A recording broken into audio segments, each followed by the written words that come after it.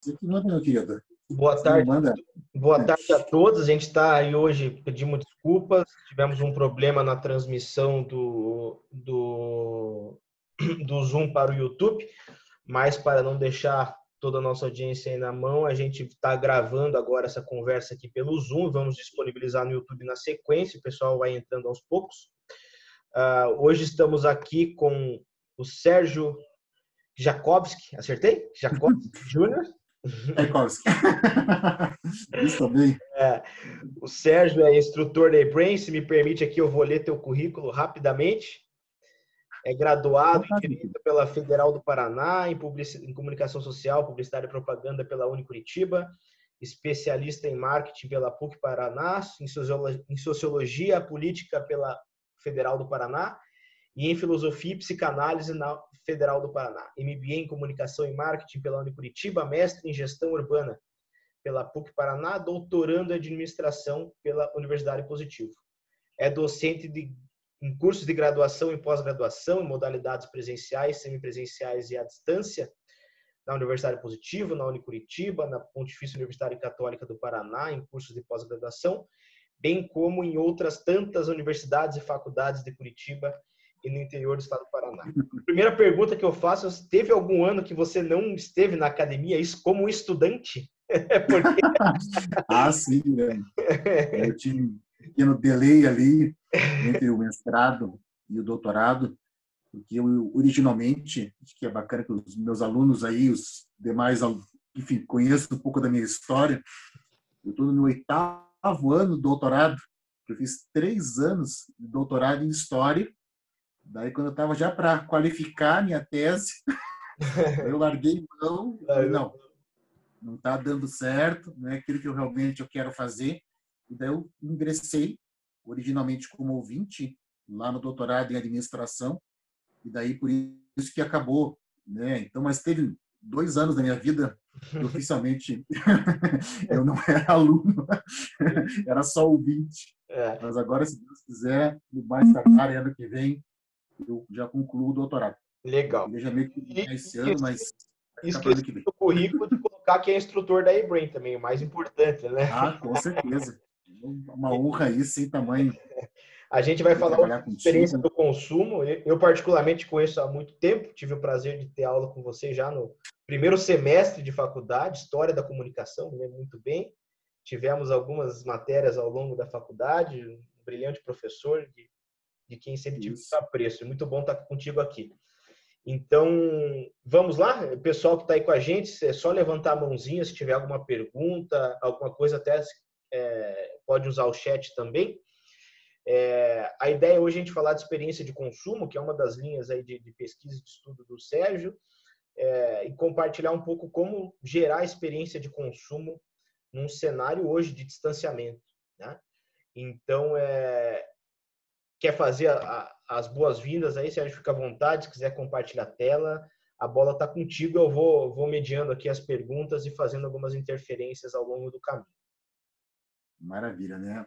O Guilherme ele me deixa envergonhado, mas eu vou deixar ele envergonhado ele também. Ele foi sempre um aluno brilhante em todos os sentidos, não só pela questão da dedicação, principalmente pela humildade. E eu tenho que contar um outro segredo dele. Ele tirou 10 com louvor no TCC. É verdade, você estava lá. lá. Salvo engano, até hoje, eu lembro, chama-se Sparkle, não era isso? Framente, perdão. Framente. Lembrando que tinha alguma coisa com cristal. Mas foi um trabalho, assim, incrível. Foi um divisor d'águas em termos de qualidade lá do nosso curso. E é um convite que eu agradeço imensamente, né, pelo fato do Guilherme, que é um menino aí tão bacana aí, ter me convidado, vem com a própria equipe da Brain, né, a Letícia, né, o Fábio e o professor Marcos, também, que eu tive originalmente a honra de conhecer lá em 2003, quando eu fui originalmente dar uma palestra na FAI. O professor Marcos Catalhão, nessa época, era coordenador lá do curso de administração. Então, imagina, eu já conheço, né, parte do board da Brain há praticamente 17 anos, então que deixa muito lisonjeado. Então, a nossa ideia hoje, como o Guilherme gentilmente colocou, é trabalhar um pouquinho das questões de consumo, desse contexto aí pós-pandemia. Como eu brinquei com o Guilherme agora no início da apresentação, Eu, como tenho um defeito muito grande, eu sou uma pessoa assim extremamente ansiosa. Eu confesso que eu fiquei com isso na cabeça desde ontem. E daí o que acontece na prática? Eu acabei até acordando de madrugada para rabiscar umas coisas e depois hoje de manhã, de fato, eu acordei lá umas 5 e pouco e finalizei a minha apresentação. Então, como eu só montei, né, como eu brinquei com o Guilherme, só acho que vamos conferir aqui.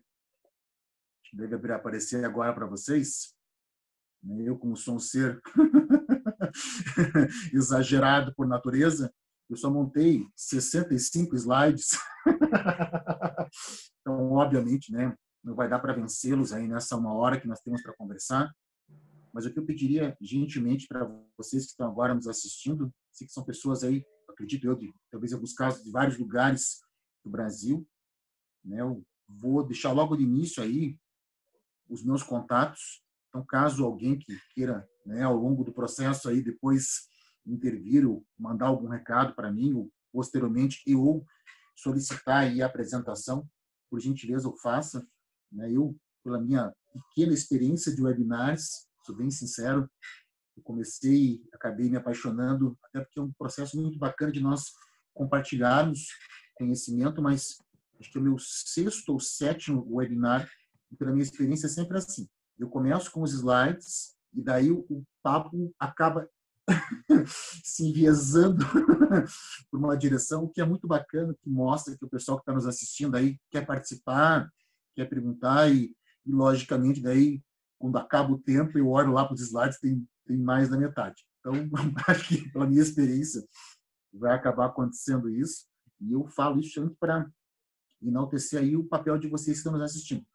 Como eu brinco, eu e o Guilherme aí somos os facilitadores desse processo, mas quem de fato tem que ficar feliz ao longo dessa apresentação, que é no fundo mais um bate-papo, um processo mais informal, são vocês que estão nos assistindo. Tá bom? Então, ao longo de qualquer slide, se quiserem fazer qualquer tipo de comentário, dúvida, pergunta, logo na sequência já o Guilherme me aciona e eu tento, na medida do possível, responder. Como eu sempre digo para o Guilherme, ele foi meu aluno, tem uma frase que eu digo, nem tudo eu sei, mas eu me esforço bastante para deixar você bem satisfeito. Logicamente, se não souber, eu vou depois me comprometer aí a correr atrás dessas informações. Tá bom? Então, eu vou dar início, sem mais delongas. Então, eu queria só rapidamente trazer alguns detalhezinhos assim, em termos de contextualização, já que uma das nossas temáticas hoje é que nós abordemos esse contexto sociedade digital, sociedade da informação, sociedade em rede, ela tem várias nomenclaturas, dependendo do autor que nós fomos aí, de alguma maneira, trazer para a nossa discussão, mas ela tem alguns pontos que todos os autores que se dedicam a estudar, principalmente as questões focadas na gestão, nos trazem. Então, eu vou trazer brevemente alguns apontamentos para que nós entendamos em que contexto nós agora, gestores que estão aí, nós, independente da área que atuamos, eu como brinco, eu acabo fazendo uma dobradinha, eu sou professor, mas como eu brinco, eu também trabalho, eu tenho essa dúvida existencial, professores que não trabalham, se só dá aula, então eu também, na medida do possível, trabalho como consultor, eu faço mentoria em startups, então eu vou tentar unir um pouco dessas questões um pouquinho mais conceituais com as minhas dores, na verdade, dores dos meus clientes, que acabam sendo indiretamente as minhas dores, e, obviamente, quando você contrata um consultor, você espera que ele, pelo menos, te dê um direcionamento em termos de gestão, em termos de planejamento estratégico. Então, o que está acontecendo hoje que é bacana que nós conheçamos? Então, hoje o mundo está vivendo um processo muito acelerado de transformação, de tal maneira que hoje pensar em inovação, em mudança, já não é mais um diferencial. É basicamente uma necessidade. E por que isso? Se você for analisar hoje as questões macroambientais, justamente aquelas que nós, gestores, não controlamos, mas que elas influem diretamente no nosso negócio, o que nós percebemos? Então, primeiro apontamento importante. Nós temos um processo de globalização e, obviamente, ele traz consigo uma internacionalização dos mercados. Portanto, como eu sempre digo, isso não é uma dificuldade, na verdade é um desafio. Nós, ao longo de todos os outros processos, seja um processo de back-office, aqueles que os nossos clientes de fato não visualizam, mas principalmente os nossos processos de front-office, aqueles que os clientes têm um contato mais próximo, nós temos que trabalhar padrões internacionais de excelência. Haja vista que o nosso cliente e o nosso consumidor, ele tem uma visão cosmopolita do mundo. Então, se ele vê um tipo de lançamento imobiliário em um país qualquer, ele quer que isso aconteça também aqui no Brasil. Então, ele cobra de nós, gestores, uma igualdade em termos de possibilidades, de satisfação dos seus reais desejos e ou necessidades. Então, há uma necessidade também hoje, que é um ponto que a gente vai discutir no segundo momento do nosso bate-papo, de uma leitura holística, ou seja, em termos de interação, de uma integração cada vez mais intensa entre o, abre aspas, mundo online e o mundo offline, que é um desafio que muitas empresas hoje estão se deparando. As empresas, durante um tempo, enxergavam essas duas plataformas de maneira distinta. O que nós vamos perceber aí é um dos nossos desafios, não só trabalhar uma leitura, por assim dizer, multicanal, mas de forma integrada. Aquilo que nós no varejo chamamos do omnichannel. Quer dizer, trabalhar isso de tal maneira que você consiga fazer com que o cliente, na outra ponta do processo, enxergue aquela empresa como uma coisa única, não como duas empresas, uma que existe no universo digital e outra que existe, abre aspas, nesse universo real, tangível, concreto. E, obviamente, o que nós vamos perceber que há uma necessidade constante nesse processo todo de nós valorizarmos não só os nossos clientes, como nós tradicionalmente trabalhamos nas nossas abordagens enquanto gestores, mas principalmente os nossos colaboradores.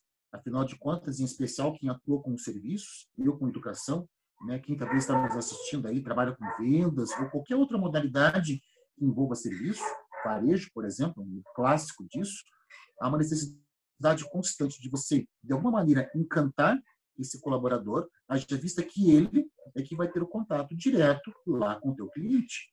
Então, de nada adianta nós trabalharmos, mercadologicamente falando, uma comunicação muito bem estruturada, naquilo que nós chamamos a hora da verdade, que é o momento, de fato, da consolidação daquela venda, o teu vendedor, por alguma razão qualquer, não estiver devidamente informado, motivado e ou engajado e conseguir, logicamente, prestar esse serviço baseado na excelência. Então, há uma necessidade de nós trabalharmos esses dois elos, o colaborador e o cliente, simultaneamente. E, logicamente, aí que vai entrar uma terminologia que ela está aí ganhando bastante espaço nos meios, tanto acadêmicos, bem como agora, vou chamar assim o mercado, o ambiente business, que seria a ideia do brand design, que é o branding. Haja vista que hoje, como as pessoas devem estar cientes disso, as pessoas, na verdade, elas compram produtos, mas o que elas querem desses produtos não são os produtos em si, mas os benefícios esses que, ou individualmente, daquele produto, ou de outros produtos, vão possibilitar a solução de algo que, de fato, ela almeja. E aonde é que vai entrar a marca, a gestão da marca? Porque a partir desse processo, dentro daquilo que no marketing você chama de agregar valor, que você vai suscitando dentro daquele processo de compra, de aquisição, uma gama maior de valores. De tal maneira que a pessoa, um exemplo clássico da questão do imóvel, ela compra um imóvel, mas aquele processo, para ela, não é simplesmente uma aquisição, é a realização de um sonho. Então, nós, através de processos comunicativos, vai entrar, por exemplo, o storytelling, a gente tem que reforçar no imaginário desse nosso cliente que é exatamente isso. Não é uma compra qualquer, é uma realização, é um sonho que está sendo colocado em prática. Não só para aquele indivíduo, mas para a família dele, o que também é muito importante. Quer dizer, uma compra de alto envolvimento emocional. Então, esse aqui é só o contexto, bem rapidinho. Há uma necessidade, logicamente, em especial no campo da gestão, de nós trabalharmos o que nós chamamos das soft skills. A gente sempre trabalhou durante muito tempo no mercado as chamadas hard skills, que são as habilidades técnicas, são aquelas que nós tradicionalmente valorizamos nas universidades, nos cursos, ou seja, é a habilidade, de fato, de você aprender uma disciplina. Aquilo que uma prova, geralmente, do ensino superior atesta. Quanto que a pessoa sabe de contabilidade, de processos gerenciais, de outras disciplinas mais que nós aprendemos na faculdade. Só que hoje, o que o mercado está demandando? Está demandando um profissional que tenha, de forma cada vez mais aprimorada, as chamadas soft skills.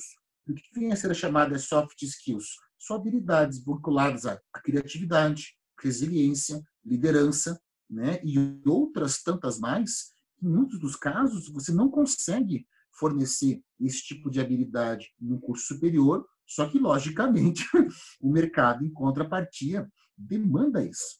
Como eu sempre trabalho com os meus alunos, disciplinas lá de gestão estratégica de pessoas e cursos humanos, eu falo que o que vai possibilitar, muitas vezes, você entrar numa organização é a sua hard skill, é o teu currículo.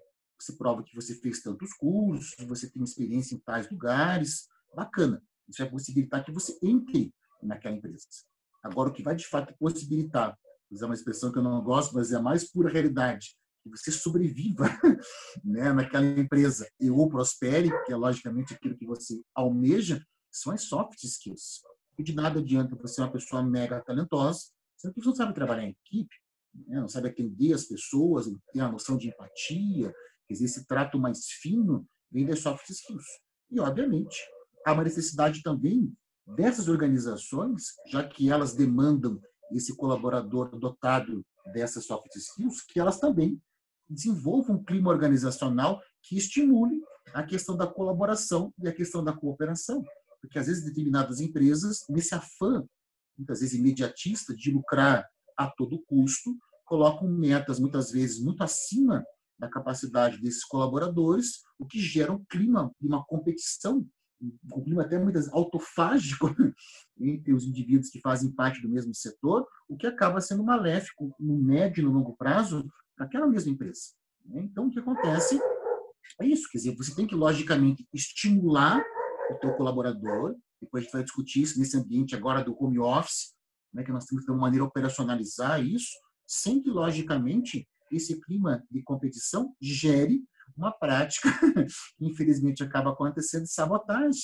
Né? Quer dizer, então, se eu quero ser o primeiro do meu setor, ao invés de eu me preocupar em vender mais, eu acabo encontrar formas para vender, ou outras pessoas, melhor dizendo, venderem menos. Né? Então, veja que a empresa, na melhor das boas das intenções, acaba gerando esse tipo de prática que, na prática, que você percebe é completamente nefasta. Né? E, por fim, só para a gente já avançar para os finalmente dessa contextualização, é importante que nós entendamos que hoje nós vivemos numa arena global de competição.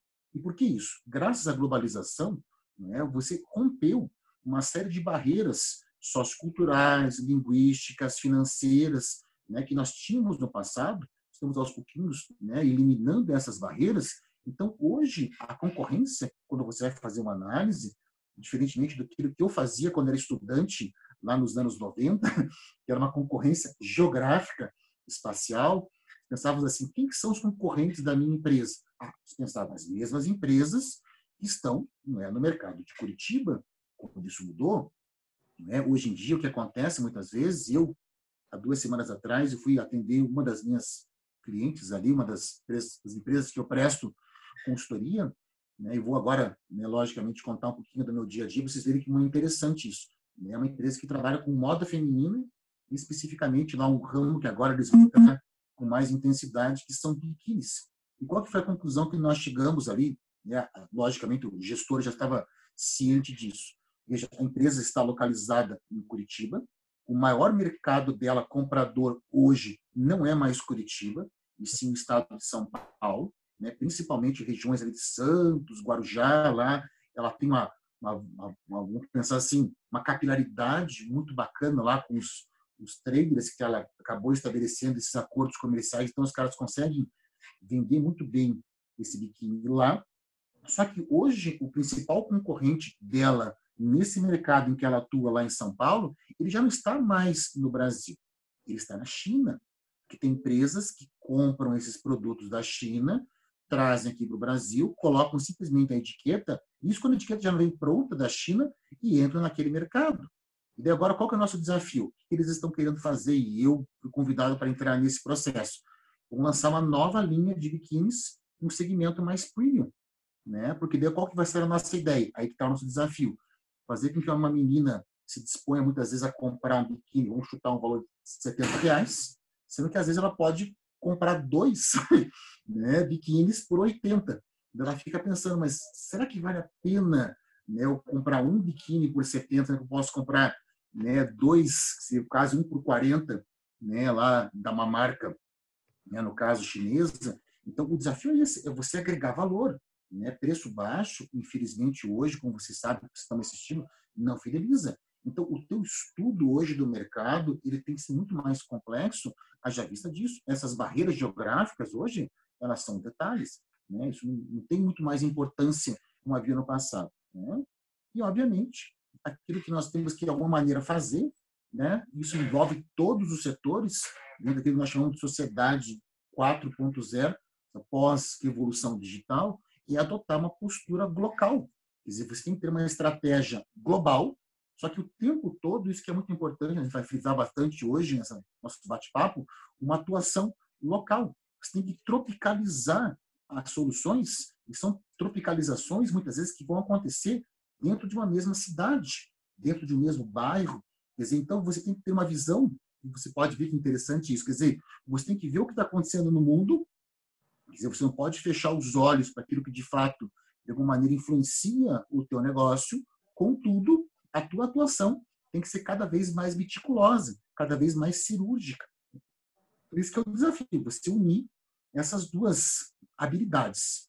E, logicamente, o que nós temos que fazer hoje é trabalhar a adaptabilidade e a customização, né? Quer dizer, fugir dessa comoditização que você tinha no passado, quer dizer, vender a mesma coisa para todo mundo, e trabalhar, como a gente vai observar no nosso bate-papo de hoje, um modelo de segmentação que está cada vez mais vinculado ao estilo de vida e não mais a questões demográficas. Mas como assim?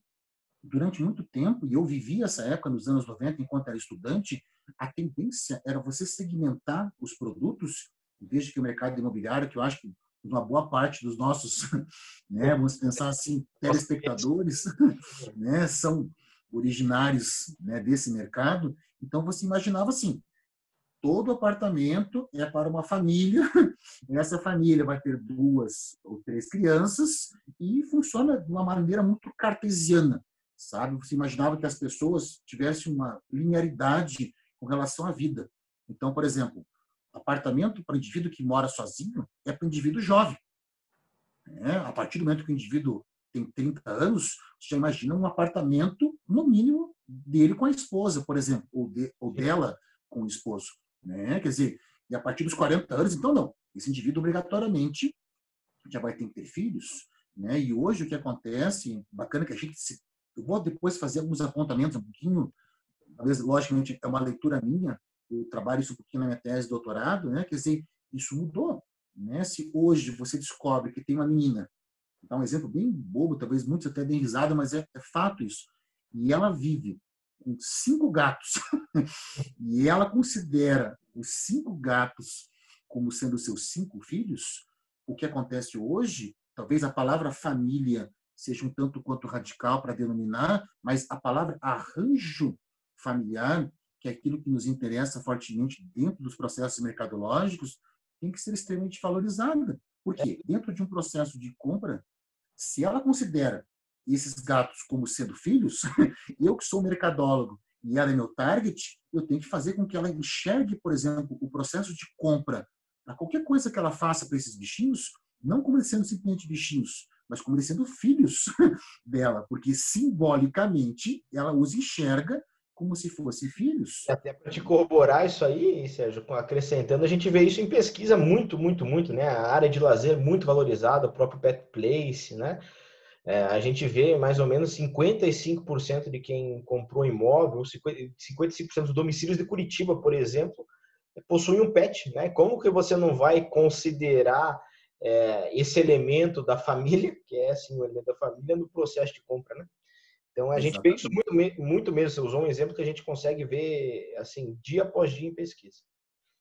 Então veja se dentro dessa leitura ela é um arranjo familiar. E ela demanda, logicamente, um apartamento customizado, pensando em uma realidade onde ela não tem filhos, talvez ela não tenha lá um companheiro, um marido, mas que ela precisa de um espaço dentro desse apartamento para que esses bichinhos se sintam confortáveis. E será que já existe um apartamento que ela possa, por exemplo, customizar dentro desse desejo dela de compra? Né? E imaginando, como o Guilherme estava colocando, quer dizer, as pessoas, isso, né, a questão demográfica aponta, elas estão demorando mais tempo para casar, tem uma quantidade maior de pessoas nos centros urbanos morando sozinhas e que não são mais obrigatoriamente, voltando àquele estereótipo do passado, pessoas jovens, são pessoas já com uma meia-idade ou com a idade mais avançada e que moram sozinhas e que, diferentemente do que havia no passado, ela demanda outras facilidades desse empreendimento, né? Um exemplo bacana, a gente colocar aqui em caso em Curitiba, é o segmento de pessoas veganas e vegetarianas. Acho que, não sei se todos que estão nos acompanhando têm uma noção disso. Eu acho que é interessante, depois que vocês se aprofundem, eu não vou agora, logicamente, né, utilizar muito do meu tempo para destacar isso, mas o segmento dos vegetarianos e ou veganos tem que ser analisado com muito carinho, porque é um segmento que cresce.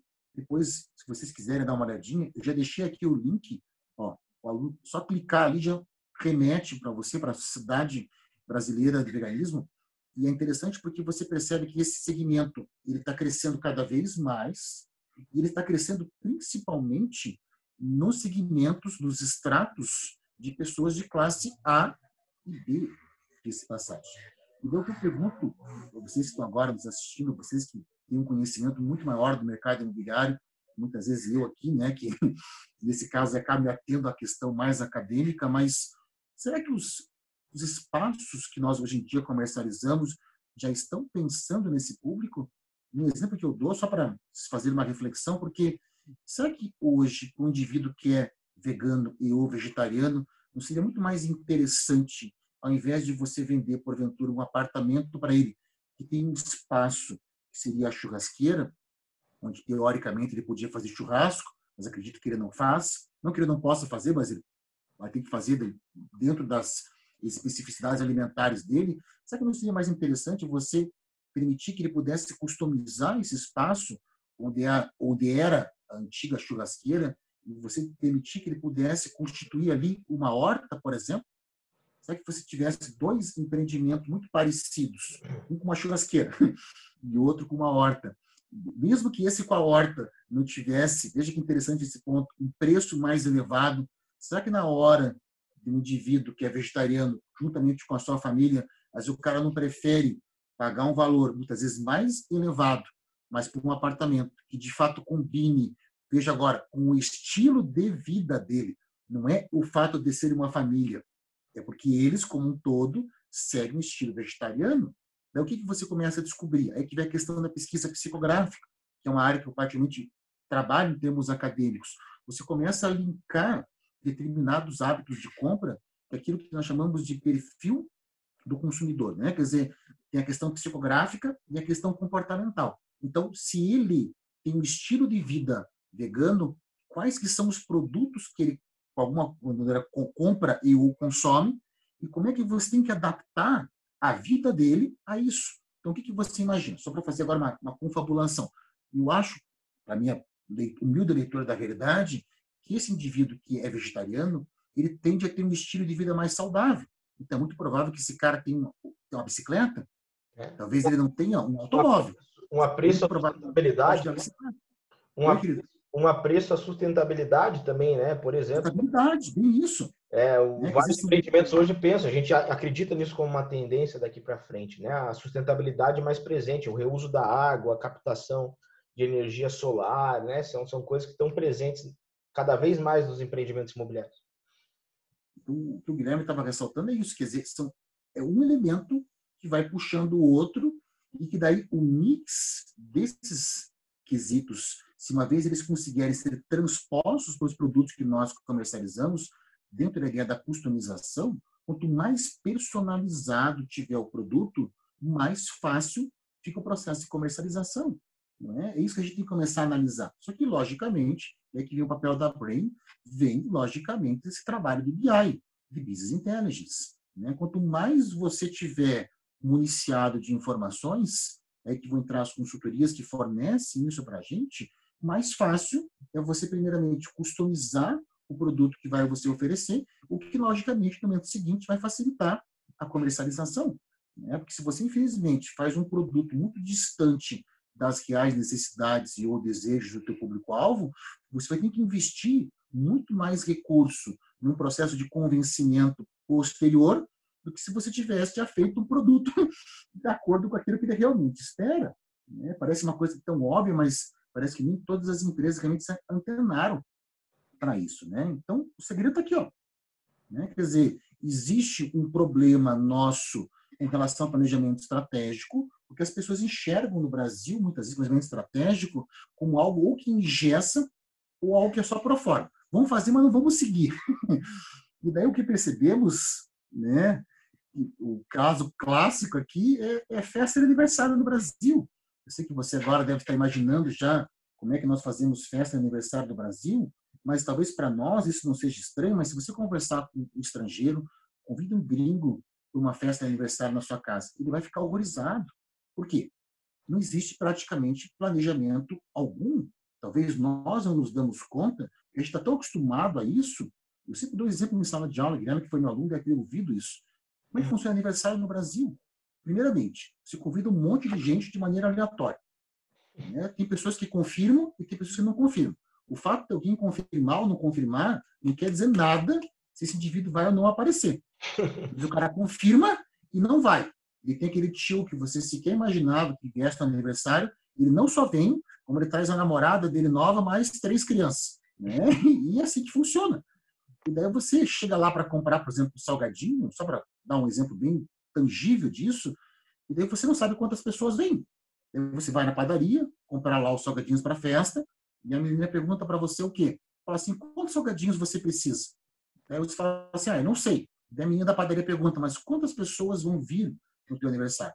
E você fala assim, entre 50 e 200. Por quê? Não tem nem noção, né? E daí a moça fala assim, sabe uma coisa, então vamos comprar salgadinho para 140 pessoas, tá bom? Que tem aquela cultura. Vamos comprar para sobrar. Para sobrar. Você compra aquele monte de salgadinhos, você não fez nenhum tipo de análise prévia para ver qual tipo de salgadinho que as pessoas realmente gostam. Né? Geralmente você compra a mesma quantidade dele, de coxinha, pastelzinho, quibinho. Isso não estou falando em verdade. Aí passa assim, tipo, 2, 3 horas da festa, as coxinhas simplesmente sumiram. Que é geralmente o salgado que as pessoas mais gostam. Então, qual que seria a lógica? Você comprar muito mais coxinha do que quibinho? Mas não, as pessoas compram a mesma quantidade. Aí sobra aquele monte de coisa. E como eu digo, né, existe um traço cultural muito forte no nosso dia a dia, que acaba a festinha, você tem que dar um pratinho de comida. Né? Quer dizer, a pessoa já está acostumada a isso. Aí, mesmo assim, sobra um monte de coisa, se guarda na geladeira, fica comendo lá aquele bolo mais uma semana, esquentando lá o quibinho no forno, para continuar comendo. Quer dizer, é uma coisa nossa. Nós não percebemos. Mas veja como o nosso planejamento estratégico é falho. É aquela questão que eu sempre coloco para os meus alunos. Se você não consegue planejar nem uma festa de aniversário, você não consegue organizar nem o teu orçamento doméstico, será que você está realmente preparado para fazer a gestão de uma empresa? Será que você não vai acabar levando para essa organização uma série de vícios que você tem na tua vida privada e acaba acontecendo? Né? Então, a questão do planejamento estratégico no Brasil ela é um gap nas organizações por causa disso. Né? E eu sempre gosto de trabalhar isso, mas existem 3 coisas que os estrangeiros não entendem como dão certo no Brasil. É escola de samba, jogo do bicho. Inclusive, tem um colega da minha sala que está fazendo uma tese de doutorado só sobre isso. Veja, jogo do bicho deu uma tese de doutorado no curso de administração e gestão de futebol. E agora, né, logicamente, está se profissionalizando. Né? E é engraçado porque como é que essas coisas funcionam? Existe uma estrutura informal que, de alguma maneira, faz com que isso progrida, mas será que, por exemplo, o cara da escola de samba tem um livro contábil? Não tem, né? Então, veja que, mesmo com as dificuldades, as coisas acabam ainda dando certo no Brasil, mas veja que esse dar certo, em alguns casos, é muito mais obra do acaso do que propriamente planejamento estratégico. Veja a questão do time de futebol. Às vezes, do nada, um time pequeno prospera. O que acontece com esse time, um ano depois, ele não consegue sequer manter essa equipe de jogadores. Todo mundo é vendido. E no ano seguinte, o time, coitado, desaba. Né? Quer dizer, não tem um planejamento específico. Né? Então, eu estou dando esses exemplos, senão parece uma coisa tão distante, mas é o nosso dia a dia. Né? Então, esse é um outro exemplo, só para tangibilizar isso um pouquinho mais. Nós, no Brasil, isso aqui que está dizendo para a gente é o POPAI, que é um instituto que tem diversos capítulos, que tem exclusivo para estudar aqui o mercado brasileiro. Se você estuda a média com relação ao processo de compra no Brasil, o que, que você descobre? Veja que interessante isso. Em média, olha aqui, ó, 63 das compras do Brasil, isso obviamente em especial as de menor envolvimento emocional, elas acontecem sem um planejamento prévio. Ou seja, você passando no shopping, você se encanta por uma determinada coisa e você compra. Nós aqui somos muito voltados à compra por impulso. Eu sei que no caso do mercado imobiliário, pode falar aqui. Não, e mesmo no mercado imobiliário, a gente acredita dentro da Brain também, em alguns casos a gente defende essa ideia, né, da própria oferta que cria a demanda, né? No mercado imobiliário também, às vezes tem alguns produtos que a simples colocação desse produto na praça criou-se a demanda, sobretudo para produtos de nicho, né? Então você vê lá, eu tenho um empreendimento que vai ter a piscina com onda, né? Não existe uma demanda reprimida para pessoas que queiram comprar um empreendimento que tem uma piscina com onda. Mas aquilo lá se criou o gatilho e se criou essa demanda. Eu tenho um empreendimento que vai ter uma pista de pouso. O Marcelo que está com a gente conhece um exemplo e é um empreendimento que está sendo bem sucedido, que se criou a demanda. Mas não há uma demanda reprimida de pessoas que queiram ter uma pista de pouso para pousar o seu jatinho, né? Mas isso acontece também no mercado imobiliário, que é uma compra, às vezes a principal compra da vida da pessoa, né? Não, é interessante, o Guilherme tocou um ponto muito importante, quer dizer, veja, mesmo na aquisição de um imóvel, que deveria não existir isso, até porque isso aqui é um traço, depois eu dou uma dica para quem gosta de estudar pesquisa de mercado, entre depois no site do POPAI, você vai ver que várias pesquisas são disponibilizadas de forma gratuita. Lógico, o grosso dos dados você tem que se associar. E se você compara isso com os outros países, daí que você vê o quanto que isso é gritante. Se você compara isso a mercados mais maduros, principalmente lá no mercado europeu, até porque os norte-americanos também já são um pouco mais ansiosos, os europeus já não tanto. Isso aqui se inverte, pô. Quer dizer, lá o processo de aquisição de algo é feito de maneira muito mais, vamos pensar assim, pensada. Existe um planejamento muito mais efetivo com relação à questão do dispêndio, do investimento dos recursos, né? Aqui no Brasil, não. Né? Por isso você acaba, infelizmente, tendo uma taxa tão grande de inadimplência, é aquilo que nós vemos, infelizmente, no nosso mercado. Né? Mas, enfim, eu vou avançar aqui mais um pouquinho. Então, o mercado também está avançando em termos tecnológicos. Isso aqui é a capa do caderno informático da Folha de São Paulo dos anos 90. Eu adoro porque tem esse celular aqui, ó.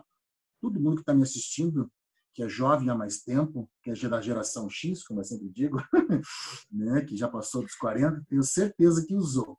E, obviamente, talvez alguns que têm na faixa dos seus 30, porque, como eu sempre digo, nós nunca envelhecemos. Né? Nós somos igual o uísque, vamos ganhando nobreza. Né? Então, nós que somos mais nobres, então, todo mundo já usou esse celular aqui, e é engraçado que quando ele foi lançado, cara, ele foi uma febre, assim, sem tamanho. Eu que já vendi celular, dentre outras coisas que eu fiz nessa vida, esse celular era aquele celular do joguinho da cobrinha. Talvez alguns agora estão lembrando, dando risada, que a bateria durava aí 3 dias. Esse celular aqui era indestrutível. Né? Você tem um iPhone, você dá um toquezinho na tela e já quebra. Esse aqui, nossa, era adamante para mim. Né? Mas o que é engraçado é que quando ele foi lançado, observe ali, né, a parte do rodapé ali, parece bruxaria. Tecnologia permite que o usuário envie mensagens. Olha que coisa disruptiva. Nós estamos falando de 20 anos atrás. Eu sou de uma época que você cobrava pacote de celular que vinha uma quantidade de SMS. Você pagava por SMS. Chamava-se torpedinho. Olha isso aqui, ó. Quem não tiver curso de datilografia ficará fora do mercado de trabalho. Disquete. Aprenda a compactar. Ele compactava isso usando DOS. Cara, isso aqui não é uma realidade tão distante. Eu vivi isso há 20 anos atrás. E veja o quanto que o mundo mudou. Né? Quer dizer, hoje, se você for analisar, com relação à própria aderência da internet, eu que sou da internet de escada, meu pai deixava usar a internet sábado, depois das 2 horas da tarde ou depois da meia-noite, porque era um curso só, para poder usar o ICQ, o ICQ ou o Mirk. Só era do Mirk, imagina. anos de estrada nessa brincadeira. Né? Então, cara, isso mudou por completo. Quer dizer, a própria aderência hoje está aqui, ó. Hoje você percebe, com relação ao percentual da América Latina, depois eu vou mostrar isso com relação aos dados do Brasil, você tem praticamente 70% da população conectada. Inclusive, uma outra informação super importante, em especial no segmento da classe D, classe D não tem tão, em especial da classe C, vamos pensar assim, classe C para ser um dado mais tangível, hoje o processo de inserção desse indivíduo na plataforma web se dá pelo dispositivo celular. Por isso que hoje você percebe um crescimento no Brasil em termos de venda de celulares com maior valor agregado. Não só porque o indivíduo enxerga o celular como símbolo de status. Essa é uma visão muito deturpada em relação à classe C. É porque hoje, o que acontece? Ele pensa o seguinte, eu vou comprar um celular melhor porque o celular ele serve para mim não só como celular. Ele é meu notebook, ele é meu gadget para que eu possa acompanhar as minhas séries. Então, hoje, a gente tem que imaginar que o celular é uma plataforma extremamente interessante que nós, gestores, a compreendemos. Né? Porque a forma com que as diversas, vamos pensar assim, classes interagem para com ele mudou. Né? Quer dizer, aquela ideia de que o cara da classe C tinha um celular bem simplesinho e que você não podia desenvolver uma estratégia de mobile para ele, também esqueçam. Isso mudou. Se até observar, tem alguns cases no final, muito provável que não dê tempo de trabalhá-los todos, mas entenda isso. Quer dizer, a própria relação da classe C com o processo de compra também mudou. Isso a própria questão da pandemia escancarou, né? A gente estava aqui antes, né, lutando ali falando, fibra ótica, tenho fibra ótica, mas a conectividade é péssima, né? Então, isso, para fins de mercado imobiliário, a concepção de produtos, a gente acredita muito na digitalização da moradia, né? Seja para Sim. moradias de alto padrão, onde é um domicílio mais conectado, automatizado, né? Onde a IoT, a internet das coisas, está presente, né? Onde eu desligue a lâmpada pelo celular, onde eu ligue a banheira, Smart houses, né? Uhum. E para a classe C, né? Para que é a grande demanda imobiliária brasileira, é uma conectividade no sentido de dignidade, né? Você proporcionar uma conectividade para essa população que até então não tinha acesso, né? Mas o mercado imobiliário, a gente costuma falar que tem que ser, às vezes, meio mãe de Ná, porque o produto, o terreno que o incorporador comprou hoje, vai desenvolver o produto, vai lançar daqui a 1 ano e meio, 2, dadas as burocracias, né? Enfim, de registro dessa incorporação, vai construir em 36 meses, vai entregar daqui a 4 anos. Né? 4 anos, exatamente. E se a gente olhar 4 anos atrás, 5 anos atrás, não tinha Uber no Brasil. Né? Você imagina a mudança, né? A velocidade que essas coisas mudam. Para o setor imobiliário é muito complicado, porque é um ciclo muito longo do negócio. Né? Para o loteador, então, que tem loteador que acaba nos vendo aqui também no nosso canal, o cara compra o terreno agora e às vezes vai lançar o produto daqui a 8, 10 anos. Né? Imagina como pensar um produto imobiliário para ser entregue daqui a 5 anos numa rapidez, numa mudança de consumo tão rápida, né? Como a gente está tendo. Acho que um ponto bacana que o Guilherme colocou, e permita só fazer um outro adendo, nós não tínhamos Uber e nós não tínhamos o Airbnb, que o Airbnb, que não, também gerou uma mudança muito interessante com relação ao próprio mercado imobiliário. O mercado hoteleiro. Aquecendo, inclusive, o mercado investidor, né? Unidades com viés de investimento, né? Muita gente se rentabilizando melhor, né? Não, exatamente. Quer dizer, você dissociou a relação que você tinha no passado. Imaginar o seguinte, quer dizer, para você poder viajar, você automaticamente condicionava esse teu processo a um hotel ou uma pousada. Né? Agora não. Se você tem um intermediário e esse processo é facilitado pelo Airbnb e, logicamente, isso gera um mercado, como o Guilherme colocou muito bem, que até então não existia. Quer dizer, eu vou comprar apartamentos em locais estratégicos, não para alocar nesse sistema tradicional que até então nós fazíamos, mas para deixar isso aí vinculado a uma plataforma, porque eu aloco isso de maneira fracionada e ganho, no final das contas, muito mais. Né? Quer dizer, o próprio processo de relação para com o produto mudou. Então, isso que o Guilherme colocou, eu acho fantástico. Né? Tanto é verdade que eu acho que isso vai impactar o próprio mercado imobiliário, você deve estar acompanhando isso. Nos últimos 2 anos, nós tivemos um decréscimo, pela primeira vez na história, na quantidade de pessoas que estão tirando carteira de motorista. Isso. Não sei se vocês Sem também dúvida. deve ter essa informação com Por toda vaga de certeza. garagem você vê em pesquisa Isso. que a gente faz, né, 20% das pessoas que querem comprar imóvel no Brasil vislumbram se desfazer do veículo próprio. 20%. Uhum. Né? Então, É interessante você observar isso. Um quinto das pessoas que querem comprar imóvel no Brasil falam, eu tenho carro sim, mas posso ficar sem. Né? Então, vislumbram se desfazer do veículo próprio. Isso é muito significativo. Até porque se você colocar na ponta do lápis todos os gastos que você tem com o carro, você acaba né, se desfazendo do automóvel. Eu sei que eu mandei o meu agora para revisão, e minha conta vai sangrar amanhã. Eu vou buscar lá o meu carro. Porque, logicamente, você, quando tem o teu automóvel, você fala assim, mas se eu utilizar o Uber tantas vezes por dia ou por semana, eu vou ter um gasto, mas é que você não se dá conta desse tipo de gasto. É a revisão, é o IPVA, é o estacionamento.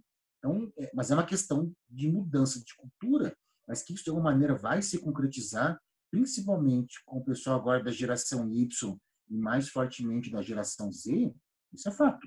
Né? Até porque o carro não é mais, vamos pensar assim como na minha geração, geração X, é um divisor d'águas da tua vida. É um ritual de passagem. Quer dizer, você fazia 18 anos, você tirava a carteira de motorista, que você tinha que ter um carro, né? Porque o carro que ia garantir para você mobilidade. Hoje não. O Uber, logicamente, fez essa transição. Né? Da mesma maneira que o Airbnb. Eu tive oportunidade, há 3 anos atrás, só para concluir essa última etapa, primeira etapa do nosso bate-papo, conversar com um nômade urbano, um indivíduo aqui de Curitiba, por sinal, que ele vendeu tudo que ele tinha. Vendeu, inclusive, a casa dele, o carro dele. Ele tem 2 mochilas de roupa, um notebook e um celular. Só. E ele passa o ano todo, dizer, a vida dele toda, morando em diversos lugares do mundo, e ele trabalha remotamente, e ele atende clientes dos diversos lugares do mundo, e ele passa parte do mundo, do dia, não do dia, mas do mês lá, em diferentes locais. E daí, quando ele mostrou, que depois tem um autor que fala a respeito disso, se vocês quiserem ler, eu acabei lendo, chamado Ben Tanhoff. Depois até eu passo lá a indicação para quem tiver vontade. Ele tem até gráficos que demonstram isso. Então, é fato. Mas por que nós nos desfazemos do carro? Porque é uma questão cultural. Né? Mas que isso, de alguma maneira, vai impactar, é fato. Não tem como a gente escapar disso. Sem dúvida. Só que, só para concluir agora essa primeira parte e começar a falar da questão do trabalho na pandemia, eu acho que, já que nós falamos tão bem da tecnologia, agora cabe a nós também darmos uma freada nesse processo, porque, como eu sempre gosto de bater nessa tecla, e que vai ter nosso gancho para a próxima parte, cuidado, você, gestor que está nos assistindo, porque tecnologia é ferramenta. Quem, de fato, vai gerar a solução são pessoas, é o teu colaborador. Eu sempre gosto de bater nessa tecla, porque empresa que acredita que a tecnologia por si só vai gerar, né, o encantamento do teu cliente. Não. Se você, de fato, não tiver alguém lá no teu serviço de saque, que muitas vezes preste um serviço a contento para o teu cliente, de nada adianta todo aquele recurso tecnológico lá no teu ponto de venda. Isso, né, acaba, no primeiro momento, até chamando a atenção, mas, no final das contas, não é o que vai concretizar a compra mesmo. No caso lá, em especial, do mercado que também atua, que seria o imóvel. Né? E daí, só para avançar, eu acho que é bacana que a gente traga esse autor aqui maravilhoso, que é o Peter Drucker. Só para voltar aqui, perdão.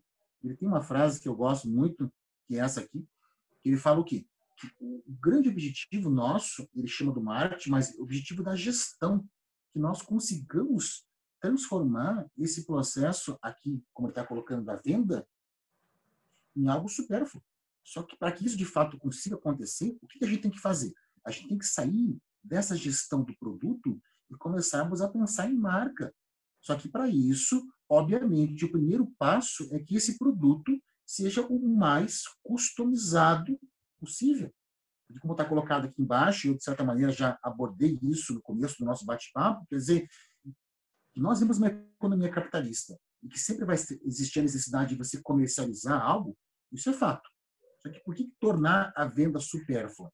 Se você customizar as soluções, que é o nosso grande objetivo, a possibilidade que você vai ter de fazer com que esse produto, como ele está colocado aqui, se venda sozinho, é muito maior. Aí, logicamente, tem o trabalho nosso de pesquisa. E aí, só para avançar para o próximo, mas por que hoje também é tão difícil? Como o Guilherme está colocando, pesquisa hoje, elas envelhecem numa rapidez gigantesca. E dentro daquilo que a gente tem que fazer, por exemplo, no mercado imobiliário, que é o chamado forecasting, que é a construção desses cenários, então nós temos não só a necessidade de trabalhar pesquisas cada vez mais atualizadas, que elas envelhecem, pesquisas de web, por exemplo, um ano, infelizmente, já mudou, né? E, logicamente, a construção desses cenários para 5, 10 anos, né? Quer dizer, o que o nosso cliente vai estar querendo comprar lá em 2030, né? Lá em 2025, por exemplo, né? Daí, fala lá, Guilherme, por gentileza. Não, isso aí.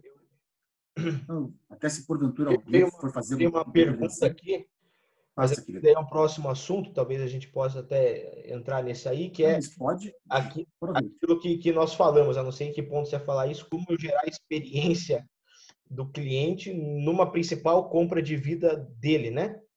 Então, a principal compra da vida de 80%, 90% das pessoas que compram imóvel no Brasil vai ser a única compra da vida dele ou vai ter 2 compras de imóveis, né? Como eu gerar experiência à distância hoje para esse cara, né?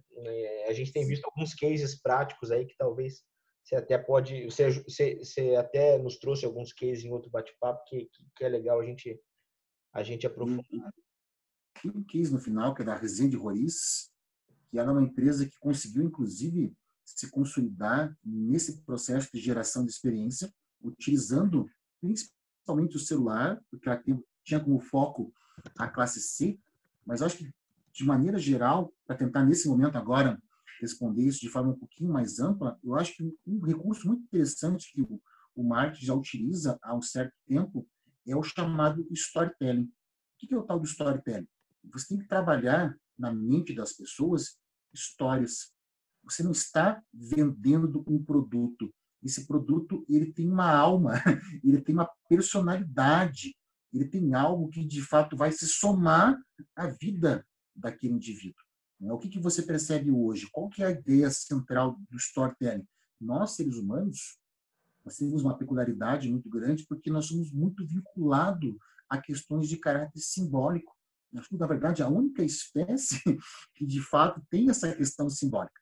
Por isso que quando você entrega um buquê de rosas para uma mulher, ela não enxerga isso simplesmente como um agrupamento de flores. Ela enxerga isso como uma demonstração de amor. Mas por quê? Porque ela já tem um repertório prévio que associa a rosa à demonstração do carinho. Talvez, se você, porventura, entregar um buquê de rosas para uma menina lá, uma hipótese pouco provável, né, que nunca teve um contato mais próximo com a cultura ocidental, ela não vai ter a mesma reação. Então, o primeiro passo que cabe a nós, gestores que atuamos, quer queira ou quer não, dentro desse processo imobiliário, é o seguinte: o quanto que você está, primeiramente, entendendo a história de vida desse indivíduo, né? O quanto que você tem que associar isso com uma realização, mas é uma realização que está se dando em qual momento da vida dele. Não, ele já tinha previamente na cabeça dele que o processo dele para que ele tivesse sucesso na vida seria o seguinte: ele vai comprar a casa e depois ele vai casar. Então, a casa, vamos tentar entender nesse sistema, ele é um processo como se fosse o degrau intermediário entre a vida dele de solteiro e a vida dele de casado, porque ele parte da premissa que ele não pode casar enquanto ele não tiver uma casa. Então, o que cabe a nós, muitas vezes, pensarmos para que você consiga fortalecer essa questão da experiência é o seguinte: é trabalhar aquilo que nós também já, acredito que a Brenda também faz isso, a jornada do cliente, só que não isso de uma maneira mais restrita, tentando analisar a vida dele de maneira mais ampla, porque a casa, como o Guilherme está colocando, eu acredito, pelo menos, o seguinte: ele pode casar, ele pode comprar, talvez, a primeira casa para ele casar, mas isso não impede, muitas vezes, que, se você fizer um processo no seguinte sentido: agora você já está no próximo degrau da sua vida. Você já casou, você tem 2 filhos. Agora, os seus filhos, juntamente com você, eles vão construir uma nova história, né? E essa nova história precisa do quê? De um novo lugar com a cara de vocês. Né? Então, vocês vão construir, por sinal, uma história dentro do empreendimento que tem valores que, de alguma maneira, vão suscitar, vão linkar, vão se conectar a essas tuas aspirações de vida. Sabe? Então, eu acho que o processo de geração, eu acho que uma leitura bacana que quem está nos assistindo agora podia fazer, é o próprio livro do Kotler, do Marketing 4.0, um livro aí que recomendo que todo mundo leia. Ele chama esses indivíduos hoje que nós nos relacionamos no ambiente virtual de Nitizen. O que são os Nitizens? São cidadãos da internet.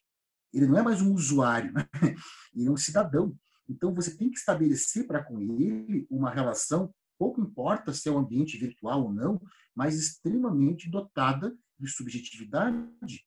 Quer dizer, você tem que atrair ele originalmente com conteúdo de relevância, aí que vai entrar as estratégias de inbound marketing, juntamente com as estratégias de content marketing. Então, se eu quero, porventura, trabalhar com famílias, quem que de fato começa o processo de pesquisa de uma casa? É a mãe? É o pai? Ou são os filhos? Esse processo se inicia a partir de quais estímulos? Ah, não. Muitas vezes o indivíduo está procurando bem-estar. Olha que interessante. O wellness. Esse wellness acaba canalizando isso para a moradia e, a partir do momento que você começa a mostrar que existem hoje determinados imóveis dentro da possibilidade dele, até em termos financeiros, e que vão gerar essa questão do bem-estar, sabe que esse não é o gatilho que ele precisa para que ele, de fato, comece a concretizar isso de maneira mais intensa? Sabe? O que a gente tem que fazer, só para avançar mais um pouquinho, desculpa a minha empolgação, porque como eu gosto de falar a respeito disso, daí se deixarem também, eu sou que nem vozinha carente em ceia de Natal. Eu grudo lá na pessoa e falo, né, de maneira destrambelhada. O segredo hoje é trabalhar o inbound. Só que para trabalhar o inbound, quer dizer, esse processo de atração das pessoas, você tem que trabalhar o conteúdo. Não adianta mais você ficar simplesmente despejando informação nas pessoas. Você precisa daqueles que chamamos das baits.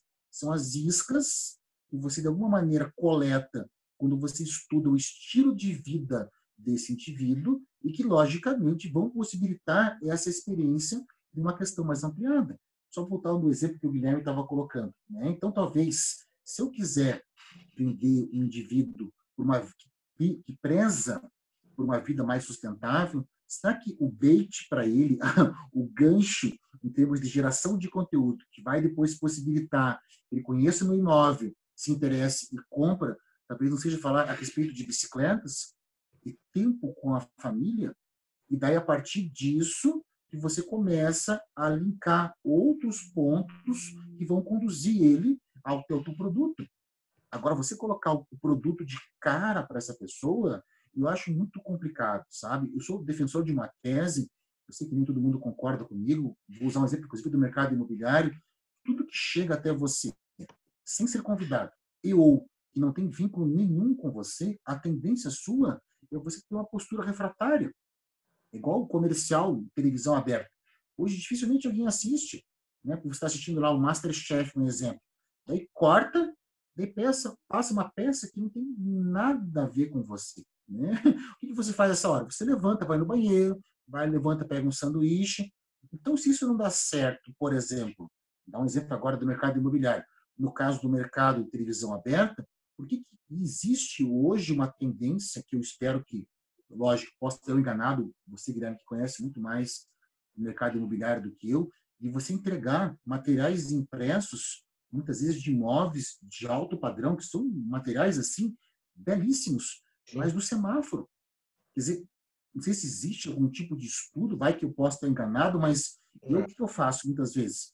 Quando estou na Monsenhor Exaurense, que é um lugar ali típico de receber esse tipo de material. Sim. Eu abro o vidro, a menina vai lá, entrega, não vou citar nome de nenhuma construtora, até para evitar nenhum tipo de constrangimento nesse momento, a menina entrega, cara, os materiais são belíssimos. Só que eu faço o quê? Eu dou uma olhada, até como sou publicitário, eu falo, nossa, olha a gramatura, olha, teve aplicação de verniz, tal. Só que aquilo me gerou vontade de compra alguma, porque eu não sou o público. Eu até recebi no final do ano passado, desculpe se é da construtora, vai que alguém está me assistindo um material assim, mas eu achei belíssimo. Mas o material todo, ele foi feito com um banco de imagens de uma família que parecia uma família da Suécia. Parecia que eu estava vendo um empreendimento na Escandinávia, Ah, sabe? E era engraçado porque bem no meio do encarte, assim, tinha uma foto dessa família, cara, uma família assim, escandinava, assim, sabe? Pai loiro, a mãe loira, as crianças loiras, e até o cachorro era um husky. Cara, não tem nada a ver. O cachorro brasileiro é aquele cachorro caramelinho que devia estar na nota de R$ 200. Esse é o nosso cachorro. é, Desculpa se exatamente. você tem um husky, mas, cara, não tem nada a ver comigo. Foi Nem uma com. falta de entendimento das pessoas, justamente, né? E daí a mesma foto que você compra fazer um banco de imagem para colocar em um kart de um material como esse, é o mesmo material que você vê numa plano de saúde, numa clínica de estética. Quer dizer, é aquilo que o Guilherme está colocando. Manda você construir essas pessoas, talvez tenha algum tipo de equívoco, ou talvez a menina que entregou lá o material, talvez não foi de alguma maneira treinada, que ela, ou ela acredita, ela falou assim, nossa, o Sérgio aí, 40 anos, com certeza deve ser um cara que tem 2 filhos, vai querer comprar um empreendimento como esse. E eu não tenho filho, né? Nada contra ter filho, pelo contrário, eu gosto de criança, mas eu não sou o público, sabe, Guilherme? Eu Todo acho dia eu que compro essa é uma empreendimento. tendência, né? É ter é menos jogar a tarrafa no sentido do que vem Passar depois olímpico, isso. né? Mas ir Uhum. mais de forma mais cirúrgica, né? Hoje, sobretudo num cenário de pandemia, né? Esse lead que está chegando é um lead mais quente, né? É um lead Sim, que o cara que está procurando agora é um cara mais faz o funil propenso de a vendas, né? Uhum. exatamente. Então, acho que há um tendencionamento para isso mesmo. Né? Até pelo avançar da hora aqui, eu acho que a gente pode ir talvez se encaminhando para. Eu sei que poderia falar mais 5 horas aqui, está muito bom o papo, mas se encaminhando para o fechamento, e eu acho que um ponto que é interessante, né, que é um dos nossos tópicos, é até um nome em inglês, né, user experience, né, que é Uhum. justamente como eu gerar essa experiência ao longo da venda imobiliária para o consumidor, né? Então, acho que você tem alguns cases interessantes, talvez até dê para ilustrar com esses cases. Não sei o que você acha, já para o encaminhamento aqui mais final. Eu acho que o ponto mais bacana de nós trabalharmos, como nós falamos, não é, de user experience, veja que eu tenho um monte de slides aí, depois quem receber esse materialzinho, né, vai ter um monte de coisa. Você Então, acho pode, que... inclusive, passar para a gente, que a gente vai divulgar isso aí a posterior, né? E deixa com Uhum. possibilidade de download para as pessoas aí no canal, né? Então, acho que é legal, a gente anexa como possibilidade de download. Eu acho que o Eles primeiro bem rico mesmo. ponto, Guilherme, que é bacana a gente ressaltar, que é um case, primeiro, o Brasil está ou não vivendo em crise. Depois, para quem for dar uma olhadinha no material, já dou um spoiler. Nesse último ano, só para você ter uma noção, eu coloquei essas 2 reportagens aqui, ó, Eu acho uma que delas está aqui tá. e a outra está aqui. Nós nunca vendemos, não nós, eu, mas o Brasil, nós Brasil. nunca tivemos uma venda tão grande de Porsches, né? E eu, que tive o prazer de dar aula para o Adriano, que é um dos gerentes da Land Rover aqui de Curitiba, isso aconteceu também com a marca Land Rover. Nós nunca vendemos tanta Land Rover, e seria, se você fosse pensar a priori, uma coisa contraditória, né? Porque o que acontece na prática, mas espera aí, pandemia, as pessoas deviam estar usando cada vez menos carro, mas como é que as pessoas hoje estão comprando mais carro? Aí que está o ponto importante. Você vê Por que mesmo que em setores bem afetados, né, como foi o automobilístico, teve aí boas performances, né, sobretudo esse segmento? nesse Então, segmento de alto padrão. Isso. o diferencial aqui importante não é só porque você trabalha com segmento premium. Vai falar assim, você está com clientes da classe, eu brinco, a gargalhada, né? Uau, né? É muito mais fácil. Não. O que vai entrar aí é aquilo que o Guilherme está colocando, que é a questão do user experience. Como é que você faz para mesclar estratégias on e offline? E daí, só para pontuar para vocês depois, né, com mais carinho, acompanharem isso em casa, porque pelo andar da hora, infelizmente, não vai dar tempo da gente falar a respeito disso, é a questão do case das Casas Bahia e o case da Magazine Luiza. Eu acho que o melhor case para ilustrar varejo, depois do final eu só comento lá o caso da Resenha de Guris, se vocês forem lembrar, em 2009, 2010 aproximadamente, cara, todo mundo falava das Casas Bahia. E daí o que acontece? A Casa Bahia ela não conseguiu fazer esse processo de transição do digital. E aí que está o ponto importante para quem está nos assistindo, para você pensar isso no mercado imobiliário, porque qual que foi o erro estratégico das Casas Bahia? E para você que está nos assistindo agora, que vem aquilo que a gente estava comentando, é o problema de você construir as pessoas. O que as Casas Bahia acreditaram de maneira um tanto quanto equivocada? E com a entrada do digital, você teria, por assim dizer, dois clientes típicos. Teria a pessoa com mais idade, que faria todo o processo de compra offline, indivíduo mais novo, geração ali Z, geração Y, neófilo, que gosta de tecnologia, gosta de tudo que é novo, e faria todo o processo online. E daí, por que as Casas Bahia foram perdendo espaço? Porque, na verdade, você não tem mais simplesmente esses dois, vamos pensar assim, buyer personas.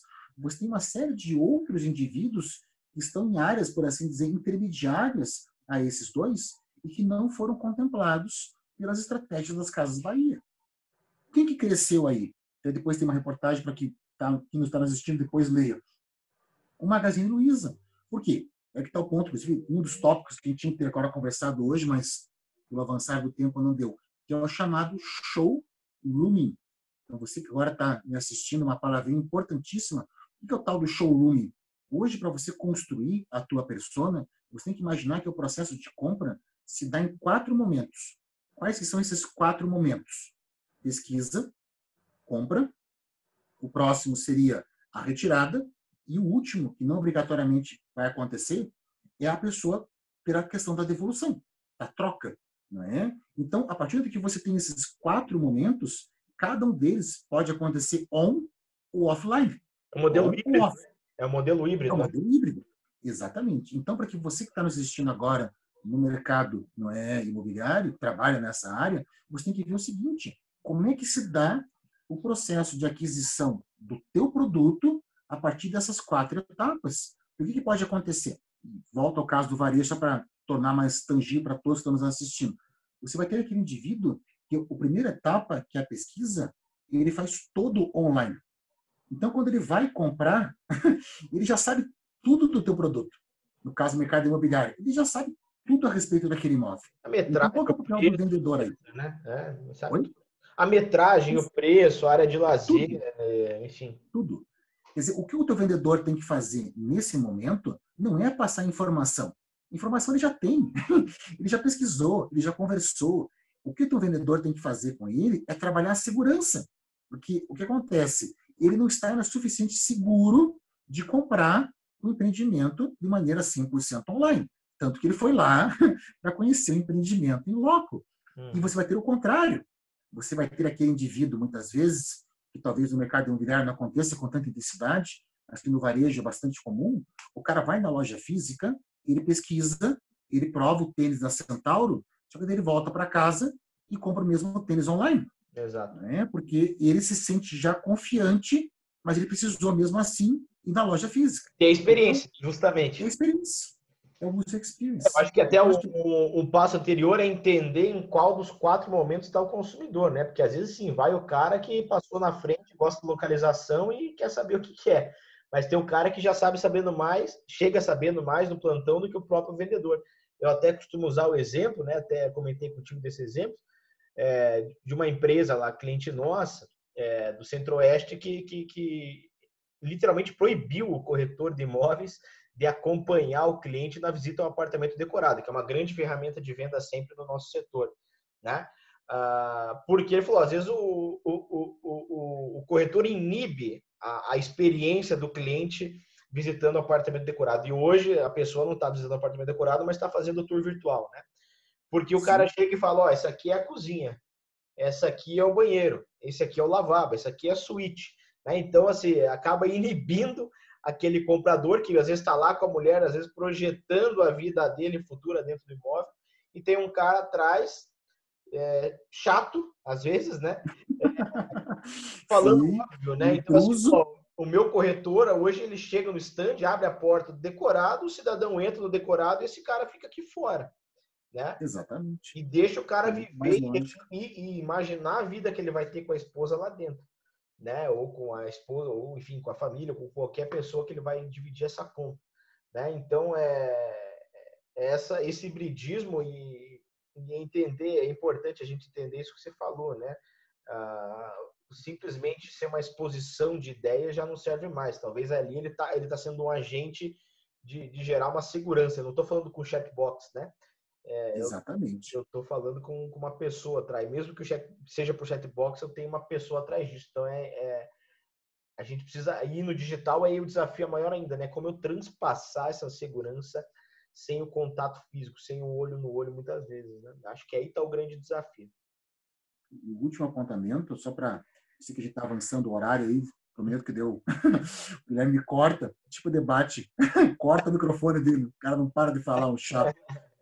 Vou agora aproveitar, lógico, né? Vou vender meu curso da Brain, né? Claro, Afinal é de isso aí. contas, Temos 3 tem que cursos teus de Brain, enaltecer, né? Tem 3 cursos, então num deles, quando eu vou trabalhar o chamado Retail Experience Design, que seria a possibilidade de geração no PDV, eu trago esse case, né, que eu estava agora comentando com os colegas de User Experience, da Roriz Rezende, lá do Rio de Janeiro, né, e ela fez exatamente isso. Eu acho que um ponto importante que o Guilherme estava colocando é o seguinte, lá, né, imagina que esse case é um case do ano passado, é um contexto, logicamente, pré-pandemia, mas um ponto importante de fazer, talvez, um benchmarking é o seguinte, então, veja, a pessoa vai conhecer o empreendimento no início, e o que ela descobre? Cara, não tem nada lá. Tem um monte de andaime, um monte de cara, pedreiro, um engenheiro, cara correndo para cá. Como é que ele vai conseguir imaginar que lá vai brotar a casinha dele, lá, o sonho dele? E mais, esse público que eles estavam enfatizando, que era um público de classe C. Então, o que eles possibilitaram no passado que deu super certo? O cara ia conhecer o empreendimento, cara, a casinha dele não estava lá, mas tinha um óculos de realidade ampliada que ele colocava e ele via não só a casa dele, mas como ele tinha uma noção daquele espaço, como ele vai ficar daqui 2, porventura, anos. E daí que essa questão que a gente estava colocando da experiência, de uma imersão, foi de fato consolidada. E o cara começa a imaginar, pô, vai ter uma casa aqui, vai ter um outro lá, vai passar um cachorro, vai ter um parquinho. Daí você mostrava no parquinho as crianças brincando, ele já imaginava o filho dele brincando naquele parquinho. Daí sim, o processo de compra ficava muito mais fácil. Quer dizer, você já tinha um tour pelo próprio site, mas a cereja do bolo era esse óculos. E a pessoa ia andando, olhando, e tudo aquilo que ela imaginava ia se materializando, porque o óculos transmitia aquilo real time para ela. Né? Então, Isso você ampliava essa possibilidade. em termos de custo para o empreendedor, seguramente é muito mais barato que ações não digitais, vamos chamar assim, né? Com certeza. Então, tem Muito mais uma interessante e alternativa de gerar uma efetivo. melhor experiência, ainda com menor custo, né? Acho que esse é o grande ganho que a gente tem que pensar daqui para frente, né? A digitalização dos nossos processos, aí, sobretudo na venda imobiliária, tende a gerar, como esse caso que se citou, uma melhor experiência com menor custo, né? Sim. Só que, lógico, só para concluir agora, você também tem que fazer um trabalho muito interessante do vendedor com o corretor. Dentro daquilo que eu estava explicando. Quer dizer, será que todos que vão lá querem realmente as mesmas informações? Então, você já tinha um mapeamento prévio de quem eram, por assim dizer, as pessoas, de tal maneira que você conseguisse, lá no espaço onde ia acontecer a comercialização, né, essa diferenciação, né, para você evitar, logicamente, que você mantivesse o estereótipo. Né? Quer dizer, não, todos que vêm aqui vêm com exatamente a mesma aspiração. Não, nem sempre isso é verdadeiro. Né? Tem aquele cara que já conhece tudo a respeito do empreendimento e precisa de segurança, mas o cara que é o contrário. Ele já está seguro, ele está convicto, mas ele vai lá em busca de informações finais para que, de fato, ele veja que aquilo materializa ou possibilita a materialização do sonho da vida dele. Excelente. Né? Então, acho que esse... Muito bom, muito bom. Sérgio, acho que Acho que tivemos um conteúdo rico, seguramente teríamos um conteúdo muito mais rico se a gente tivesse mais 2, 3 horas, poderia ficar falando aqui e seria um prazer, né? Mas chegamos aqui no adiantado da nossa hora. Queria imensamente te agradecer a disponibilidade por poder compartilhar com a gente aí o teu conhecimento, sempre aliando a academia ao mercado, né? Inclusive, também essa é o DNA da Brain. A Brain nasceu dentro da academia, né? Sim. Então, a gente também tem esse DNA no nosso sangue, né? De aliar a academia ao mercado, e acho legal que você também tem esse viés sempre. A gente vai compartilhar essa apresentação, acho que ela está muito rica. Isso vai ficar divulgado no nosso canal aqui do YouTube. Convido todos a curtirem aí o vídeo, a compartilharem mais essa aula ao vivo que a Brain fez aí para vocês, né?